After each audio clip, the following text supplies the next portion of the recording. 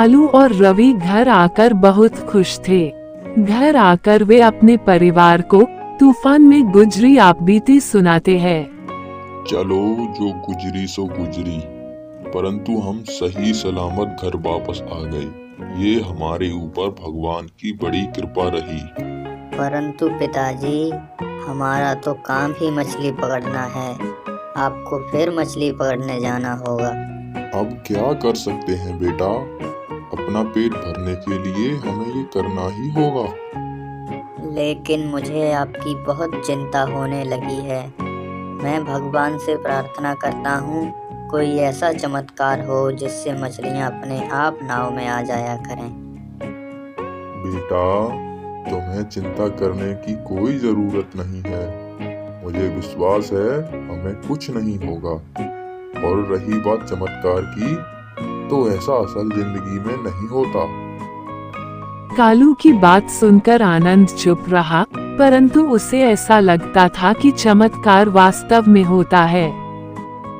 अगले दिन रोज की तरह कालू और रवि मछलियां पकड़ने निकल गए। आज आनंद कुछ उलझा उलझा सा था। हे भगवान, मेरे पिताजी और भैया के साथ कोई अनहोनी ना हो, हम पर कृपा करना। मुझे उनकी बहुत चिंता होती है। लेकिन मैं क्या करूं, मुझे कुछ समझ में नहीं आ रहा। आनंद सोच विचार में डूबा अपने घर से दूर निकल आया था। वो यहाँ पहले कभी नहीं आया था। ये जगह बहुत अद्भुत थी।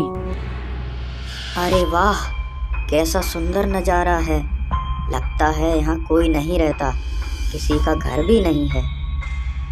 अरे यहाँ कोई है क्या? कोई मेरी आवाज को सुन रहा है? कौन है? कौन इतनी जोर जोर से चिल्ला रहा है? ए मूर्ख बालक, तू यहाँ क्या कर रहा है? क्या तुझे नहीं पता यहाँ कोई नहीं रहता? ये मेरा इलाका है। हे भगवान, ये मैं क्या देख रहा हूँ? ये गुफा तो बोलती है। मुझे कुछ मत करना, मैंने कुछ नहीं किया है। डरो मत, मैं तुम्हें कोई नुकसान नहीं पहुँचाऊंगी। तुम पहले ये बताओ, तुम यहाँ कैसे आए? इससे पहले यहाँ कोई नहीं आया। मैं बस अपने पिताजी के बारे में विचार कर रहा था और पता नहीं मैं यहाँ कैसे आ गया। फिर आनंद ने सारी कहानी उस जादुई गुफा को बताई। गुफा को आनंद पर दया आ जाती है।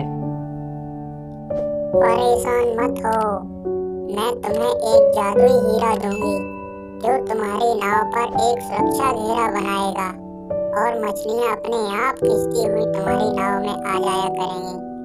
इससे तुम्हारी सारी परेशानी हल हो जाएगी। गुफा उस हीरे को आनंद के हवाले कर देती है, जिसे पाकर आनंद बहुत खुश हो जाता है। लगता है इस जादुई हीरे की वजह से हमारी सारी परेशानी दूर हो जाएगी।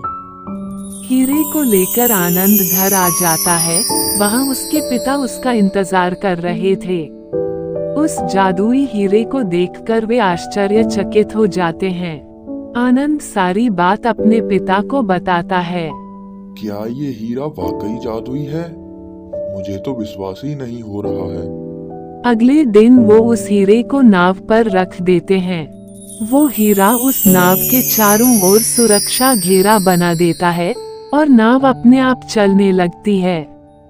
जादुई हीरा ढेरों मछलियों को नाव में खींच लेता है।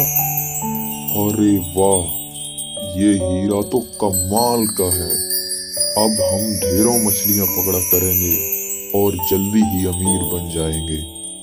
अब कालू और रवि रोज ढेरों मछलियां पकड़ते और बाजार में बेच आते। जल्दी ही वे बहुत अमीर बन गए। अब उनका परिवार बहुत खुश था।